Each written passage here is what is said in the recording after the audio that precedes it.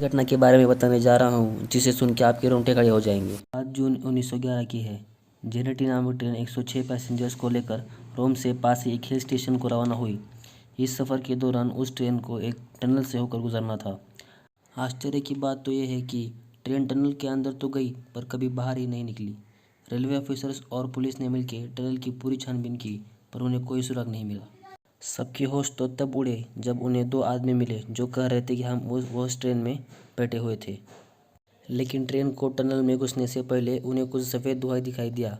उन्हें कुछ ठीक नहीं लगा, इसलिए वो दोनों नीचे कूद गए। इससे भी चौंका देने वाली बात तो यह है कि 1845 में 104 लोगों को हॉस्पिटल में एडमिट किया गया था। उनकी दिमागी हालत कुछ ठीक नहीं थी। किसी को भी पता नहीं था कि वो लोग कहाँ से आए हैं, लेकिन उन लोगों का कहना था कि वो ट्रेन से आए हैं। उनमें से एक के पास सिगरेट का पैकेट भी बरामद हुआ जिस पे 1907 का मैन्युफैक्चरिंग डेट लिखा हुआ था।